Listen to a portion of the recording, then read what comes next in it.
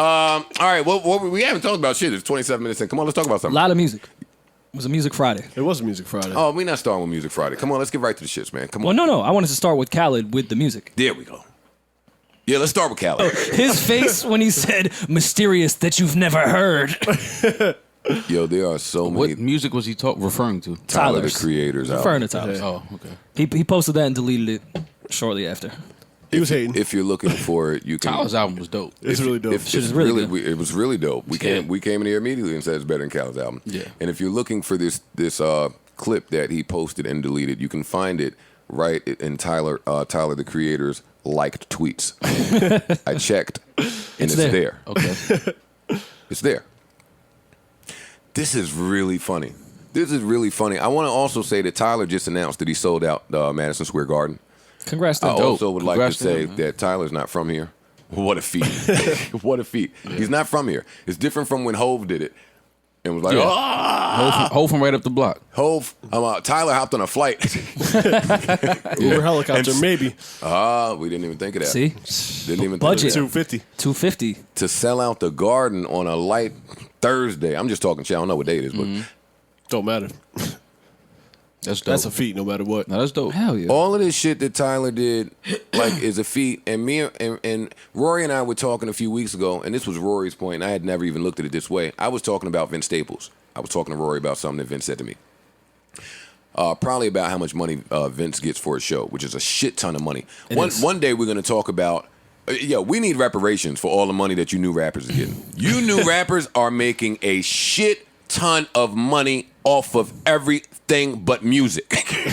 I mean, if only someone ever said I'm overcharging for what they did to the Cold Crush, but that's neither here nor there. But go ahead. Yeah, but when Hove said that, he was the only one of the only ones being paid at that rate. Exactly. Now, all of these I get kids, what you mean, yeah. God, Yeah. yo, I'm so happy for y'all. Word. I am so happy for y'all, and I just hope it continues to be paid forward. Yeah. And with that, so I was talking to Rory about some Vince shit, and then Rory pointed out the Tyler, the Creator tree. And what he meant by that was all of the people who have gone on to have super successful careers off of that Tyler, the Creator tree, i.e. Frank Ocean, Rory counted Vince in that. I count the internet in there. The internet, definitely. Sid. Yeah. And it's not just them, like, Sid mixed the whole first Odd Future shit. because they all have different fan bases now, but that first core, like, really got Nostalgia Ultra to be talked about. Like, it all starts with that core Odd Future fan base that lets them go. I think their TV show, obviously, from that. Yeah. Yeah. People that don't even rap in they squad have gotten money based off that core shit that the Tyler Creator has. Yeah. That whole Flognog shit, like, that's all Tyler the Creator. Yeah. You can't ever fuck with a cult Yeah. at all. So Tyler, the Creator, sold more records than Khaled. And a while ago on this podcast, I think I was having a conversation about artists being hung up on the number one spot on release week. Yeah, I think we were talking about Nicki when she was upset. Now, I've never been successful enough to be able to tell you guys why artists are hung up on that number one spot, but I can guess. It's kind of, I relate it to the same as box office with movies. It's just that when you go back to sit down at the table to renegotiate for another deal for another movie, it's just a stat. It's just letting them know your draw value. People are going to come out to see you and support your project and your film. I agree, but I think it's a bit more weighted than In that. music, Yes. In movies, I think it's weighted more in Hollywood. When Jurassic Park comes out at number one, the nigga that did the shadow boxing movie probably wasn't expecting to beat that. Yeah. That's one. And two, the shadow boxing movie with the little bullshit budget that came in at number two, happy with the 40 million, 30 million that it brought in. Right. I look forward to week two. Yeah. Period. The movies are going to make the money, and blockbusters, the number one spots are reserved for blockbusters. Much like in music, which is why this case is very interesting, because Khaled is supposed to be a blockbuster act. Right. In music, what I think, and I don't know. What I think though is when you get the number one spot, it just takes the place of all these other metrics that you have to provide to get certain advertising dollars and certain commercial opportunities. Like, if I have the number one album, all that my team or publicist or anybody needs to do is tell somebody that, hey, this is the number one album. And that's the end. The deal is closed. Yeah. All right. It don't matter that, and I always thought that was funny. Listen, when Rage and the Machine came out, and it was the number one album at however many records sold that first week, 15,000 or something, something low, but it was the number one album that week, hip-hop. Yeah. And boy, we were all super excited. The label was excited, Ian was excited, everybody was excited, and I was like, why is everybody this excited? Nobody came out. It's the Maul's point. It's an empty. It's something you could say. Okay, but how much credence was I giving it? I wasn't giving it very much. Here's the difference when you talk about. If I pick a week and nobody's coming out, or if I'm targeting a week, and record labels have been infamous for this for years, just target a week where no one's there. Yeah, it's some bullshit going on, or somebody I know I could beat out. Buy the extra 15,000 to beat you out. Period. We had a little bit of competition that week, but I'll keep going. Who? Gospel dude? Nah, homeboy that had the hit. Lecrae? No, that had the broccoli shit with Yachty. Drum? Drum. Mm-hmm. Yeah. Same label, too. You did more than Drum that first week? Yeah. Oh, good job. Yeah. Drum was great. Well, and that's why this is interesting, too. Joe Budden has always been an album artist. Drum is a much bigger singles artist. Tyler and Khaled, though. Well, hold on. Before you get to that, here's the difference when you talk about people like Khaled and Nicki. When a lot of your rollout is focusing on the numbers and your past of you being number one, it looks a little strange when the numbers don't add up. And the same thing happened at 50. 50 had all those numbers, reminded us all the time, went face-to-face with Kanye West, sold less, and he got quiet. Like, you look a little strange. That's why it irritates you more. Like, that was my problem with the Nicki shit. She has just been talking about numbers non-fucking stop. Your album did great. Yeah. It just didn't match when you were fucking a monster over here and the best thing in the world. Right. So when artists start focusing on that number shit, no matter what, the numbers are going to go down. It's just part of life. It doesn't matter who you are. Yeah, Hove, anyone. When you start, we the best. Yeah, so when you start talking that number shit, it can't be your rollout because the numbers eventually are not going to add up. You know what? Like, if Tyler didn't go number one, no one would have said a word because Tyler's not saying, yo, I've been number one this time, and he has. And I've sold this much, and that's he what I'm about to say right there. You know how stupid you even look projecting that energy to Tyler, the Creator? Tyler, the Creator, for the most part, has been in his own lane, in his own world, not bothering anyone, just minding his business and selling records and breaking other acts. Tyler, the Creator, is the last person that DJ Khaled should be looking at and saying, yo, you should not be selling more records than me. I got smoke with you. I got beef with you. That's just weird. But do we know for sure that that's what Khaled was doing? Okay, so let me go. Are we assuming? All right, let me go on. I'm just record. asking because I don't want us to be the ones that created this narrative. All right, so that's the narrative that's out there. The narrative is out there. I've read a bunch of reports. I can't confirm any of it, but from my experience, I believe every last word. I believe it. I believe that Khaled feels he should be, if one of the biggest, if not the biggest act on Epic. I do believe that Khaled should probably have a problem with his label mate coming in number one. Because I would have a problem with it. Fam, why am I competing against y'all? Tyler is Epic? Yes. Since when? He's on Epic. Google he's on Columbia. No, yeah. Oh, well, still Sony. Still Sony. Still Sony. It's Sony, Yeah, still Sony. Whatever. Why am I competing against y'all? Yeah, same building, different floor. We're the same entity. It's like when Def Jam would go up against Universal acts. Right. We should plan better. Like, we should just coordinate better than that. That's valid. I believe that Khaled has a beef with the approaches. Well, all right, we'll stop and right remember there. we kept questioning, hold up. Remember we just kept questioning why, well, I did anyway, why this approach was so different for the silent Khaled. rollout? Yeah. I think we're getting some answers now. I think there was a lot behind the scenes. I think Khaled was trying to do some of that bundle package, so all of the new age shit. Okay. And I think the energy in the building was just elsewhere. You went in there saying exactly what those reports said. More, I believe it because those reports don't come out unless you went in there and pissed off the label. Because them reports didn't come from nowhere but the label. Yeah. The label put all of that out. Of course. I'm shocked that they didn't put out more. It was kind of vague. Yo, Khaled came in here screaming he was mad. But that's not even news. That's nothing to be mad at. Executives and artists go in labels. I remember Puffy coming in Def Jam, beefing. I remember the Dame, anybody you name, Shaka. Well, maybe never seen Shaka scream at nobody. Shaka Yeah, I don't know about She definitely didn't scream at anybody. Damn, Shaka had a lot of success to have never screamed at anybody. Yeah. Shaka and Ludacris, man. One day we're gonna talk about them too. But back to back to Khaled. So the label put that out. In my opinion, I believe it.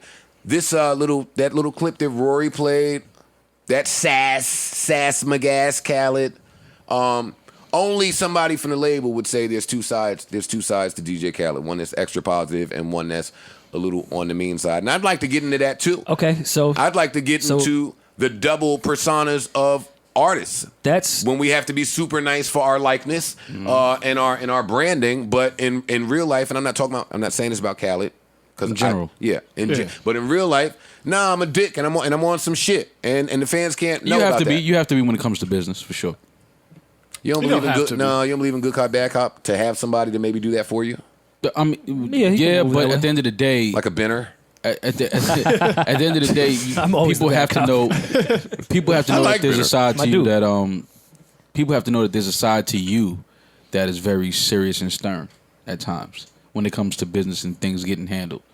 I mean, people could, you don't take it personal. Like if the nicest guy in the world comes in a board meeting and starts going off about how things are being handled with the project and this, that, you're not taking it as he's yelling at me.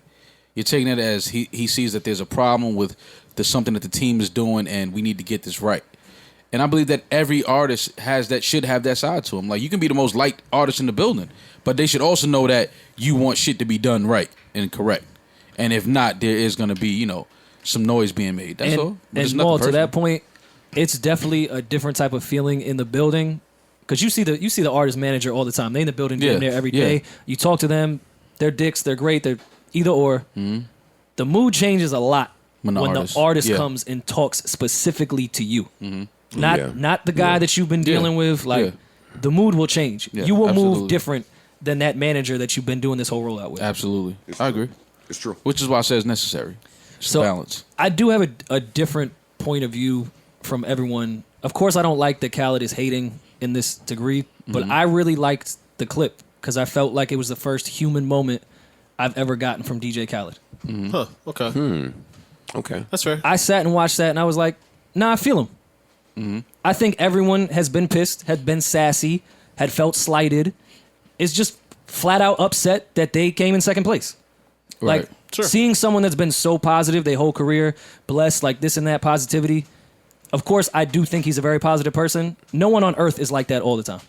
I loved the human part of it. Yeah, fuck that. I think your shit is weird. Everyone has these weird feelings. I'm not rolling with rationalizing the hate. I'm not rationalizing the hate. Whoa. Those are two. He's saying that he likes the fact that the human moment. But the human moment is hate.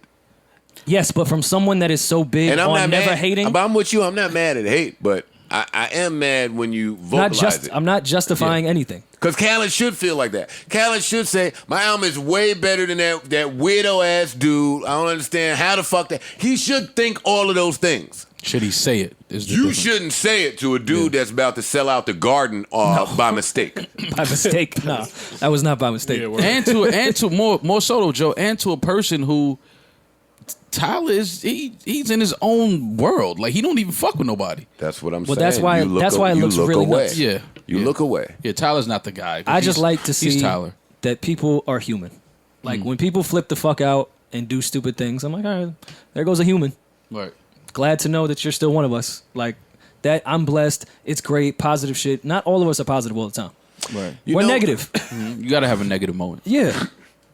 Only in hip-hop can we just never figure out a way to focus on the life of the project. Of course not. Right.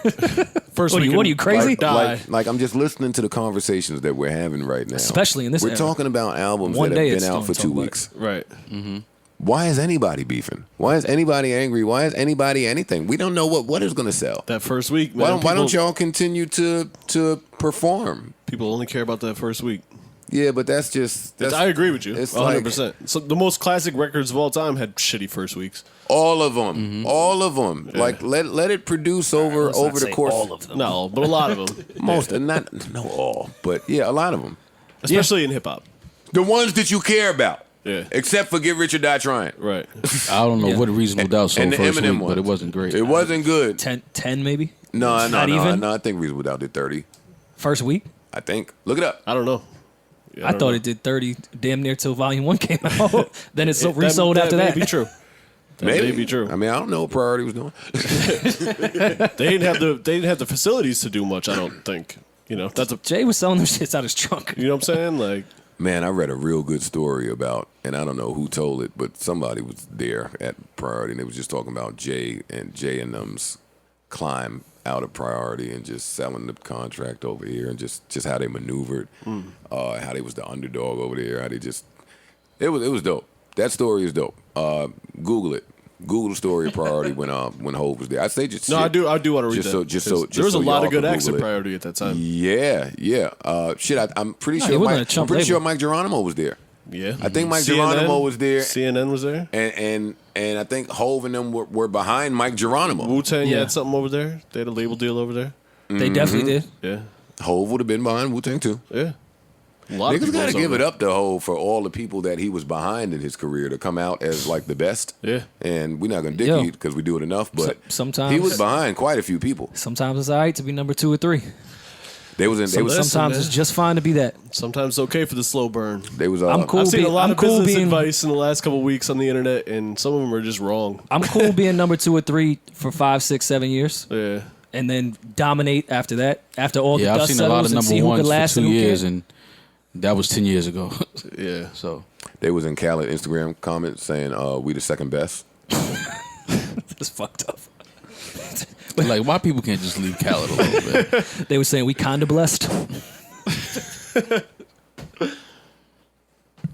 I mean, the fact of the matter is that Tyler has a better album. We're kind of blessed. That's just the bottom line. Tyler has a better. They're not comparable albums, and I don't say that in a bad way. I like the Khaled album. I've been very vocal about liking that album. There's a few joints on there I like. It's just it's a whole different genre. Maul, you're absolutely right, but I'm so jaded that in this business, I don't know if the best music wins is the line I go with. Like, you're right.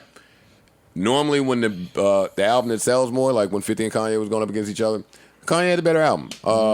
Now with whoever Still the fuck love we Curtis, talking but about, you're right. Curtis was hard. Tyler has the better album. I enjoy Khaled's album, but Tyler has a better album. So that is the theory. The ball don't lie. Right. The ball don't lie is that theory, but. That's tough in the music business. It is. It is, but I mean, I think again, and I want to walk something back, because now that I remember Def Jam versus Universal, Def Jam did try to beat out Universal a few times, and that was interesting to me because I'm sure they did a few quarters. And yeah, so let me walk that back. You can definitely be on the same in the same house under different departments and want to kill each other. The departments, fuck the artists. Yeah. The departments could want to win. Yeah. But that also even goes back to Maul's point of saying, come renegotiation time, I have the stat. I've beat out the company that owns us for 4 quarters straight. But that's why it's time to give the money up. But that's why I get confused, because what does Khaled need to do to negotiate at a higher number? He's at a high number. He's at a really, really high number. He is. You know the game. You always want to negotiate higher, though. Yeah. You know the game. Strike while you hot, man. Yeah. And also, when you that hot, sometimes the accolades are more important than the money in that degree. Strike while you hot, or strike while you still at that level. Just don't decrease and try to strike.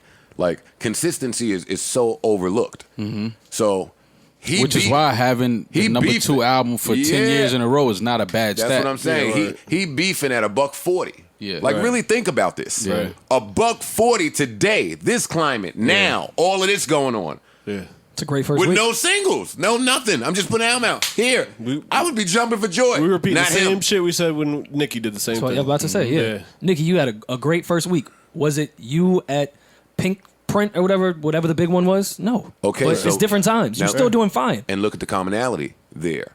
we're talking about artists who are huge brands that expect for their brand to maybe carry some things. Yeah. And when it doesn't, somebody has to get the blame. But that's why when you're doing publicity and doing your rollout, don't mention numbers from rip, even if you murdering everybody. You know why I don't like Khaled blaming the label? Because Khaled has always done it alone. Seemingly. Right. Yeah. Seemingly. It's never appeared like you were relying on the label. On the label. You had a hit, and it was you, and it was We the Best, and Major Key, and we are out of here. The thing for me is, like, you tried something new. You didn't do a single rollout the way you've been doing for the past 13 albums or whatever it is. Yeah. Like, and you came up slightly short. You can't be mad at that. Yeah. I could also maybe see beefing with shooting 7 music videos. I'm sure that was a costly budget that he is going to have to make up. I can see some anger there. But he has it. Yeah, I don't think that's it. He has it. Shit. The money's in the article Plus, I they read, have mad sponsorships and all this videos. Of course. The article I read was talking about, fuck the videos, the sponsorship money that he had just towards his album. Right. Just to promo the album. Right. Different approach from Tyler. Right. Has Drake's numbers fluctuated with his albums? What do you mean? As far as what he sold The first week? Has I it think gone? they've been fairly consistent. Have they? Yeah, I think so. Because Drake does that well with music. Like, hey, I'm dominating, guys. It's clear to see everyone's trying to sound like me, this and that.